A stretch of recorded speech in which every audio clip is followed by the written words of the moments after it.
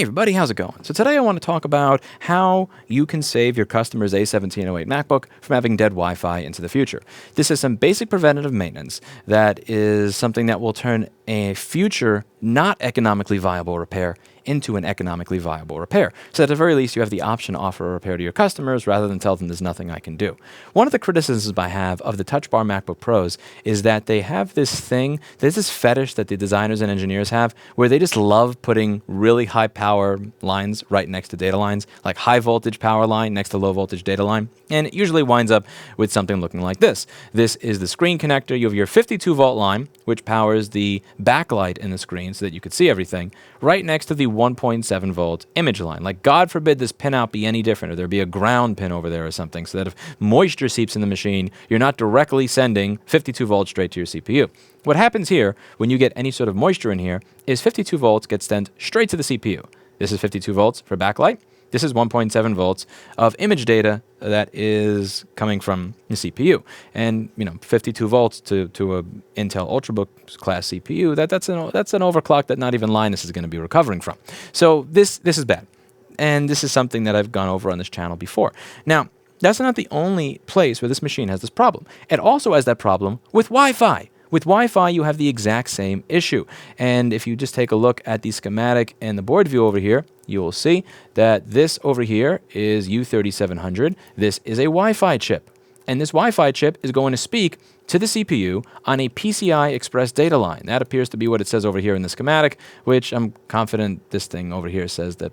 I guess Apple would love for me to read this all to you and tell you about all this. So I'm confident that's what this little disclaimer over here means. But this over here is a PCI Express Wi-Fi card.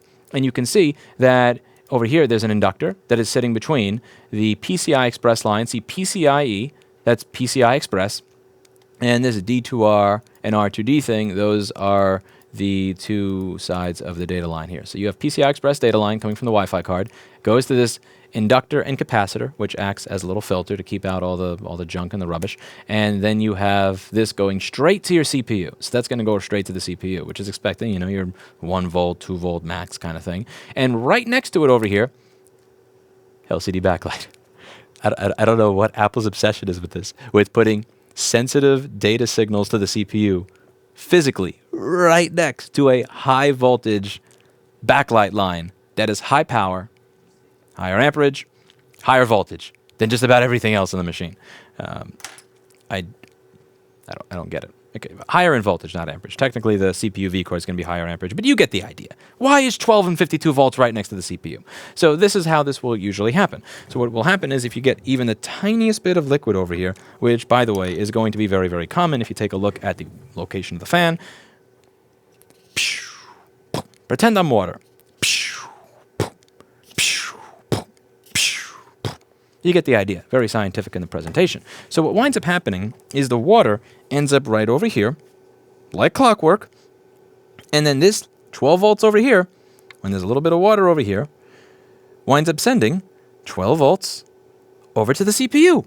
And again, an overclock that not even Linus is going to recover from. So what can you do to prevent this? Well, what we do, even if we are not fixing anything around this area or liquid damage, is we will take some conformal coating, which is available on store.rossmangroup.com. Honestly, if you want to save money, you can buy it on eBay or AliExpress, where you don't have to pay the New York City markup that you have to pay because you get fined and audited out the ass in the city. You know what? We'll just keep that solved for a separate video. But you can get this virtually anywhere. There's tons of different conformal coatings that you can get on the internet. And this stuff over here, we do is we put a little dab of it over here. Now, what's going to happen if liquid gets over here? You'll still have a liquid damage repair that you have to do. However, this will insulate the 12 volts from going directly to the CPU. Now, there are many things you can do to try to insulate the rest of the machine. I can't really conformal coat the entire machine. Even if you did, you're still going to have a keyboard that's not liquid resistant. I have no way to liquid proof the keyboard. So people have asked, can you design this? Can you redo this machine to make it liquid resistant? I honestly can't do that. But what I can do is I can take some of the basic choke points that wind up being the most common causes of a dead CPU in this device, and I can just put this little bit of preventative maintenance to ensure that that doesn't happen into the future. Is this customer going to be paying for a liquid damage repair if they spill something on in the future? Yes. So you may wonder, what's the point of this? The point of it is that I'm now actually able to do it if they bring it back in the future with liquid damage. If 12 volts goes to the CPU, I now have to replace the CPU. Replacing the CPU requires about 45 minutes to an hour and a half of skilled labor using a $2,000 to $7,500 machine, where I have to, again, it's kind of dumpster dive through AliExpress, CIC, Golden Chipset, AliExpress, to try and pray that I can buy a $100 to $200 CPU, pray that it actually works, and put it on the board. When you consider the fact that this board is at this point only worth maybe a few $100s because it's 5 years old, it's not really economically viable to do a repair where I replace the CPU. It's technically possible, but it won't be worth it to the customer. But it is worth it to do a normal basic liquid damage repair. So this way, by putting that little bit of conformal coating there, it ensures that this machine is not going to be, I guess if using the car analogy, totaled to where it is not an economically viable repair. It prevents the machine from being totaled and allows the customer to have it fixed.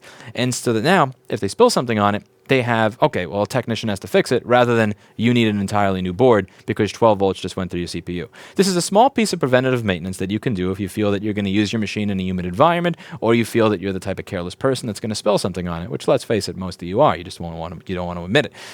This little dab right over here in this spot ensures that when you put water here, that the 12 volts is not going to make its way over here because this is all insulated. And what really makes me sick about Apple design, what just really grinds my gears, is how they have this stuff right here. See the edge bonding? There's edge bonding right there. There's underfill all along here. You have all this underfill. You have all these insulated points. See this? This is underfill that keeps stuff from getting under here. And when it comes to this point over here, where they were silly enough to put 12 volts for backlight right next to a direct data line to the CPU, they never thought maybe that should get cut. Like, okay, you know what? We were stuck putting it there. We ran out of space while doing the board design.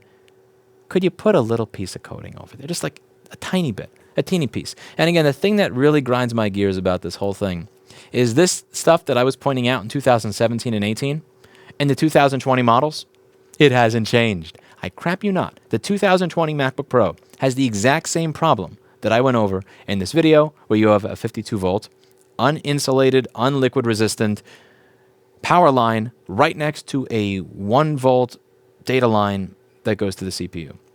It's abominable. And I don't know why they don't fix it, but here's the thing. You can. Just get yourself some conformal coating, put it over there, and you have a little bit of preventative maintenance. Again, this is something we do even if you're not getting your board repaired in this area. We typically have instructed our technicians to just put a little bit of conformal coating there on the board. If we're opening it up, we're in there anyway, we might as well do it so that in the future, if you spill water on it, you are one step further away from having no Wi-Fi or a dead CPU. Just a little public service announcement. Hope this helps out the technicians that watch this channel. That's it for today, and as always, I hope you learned something.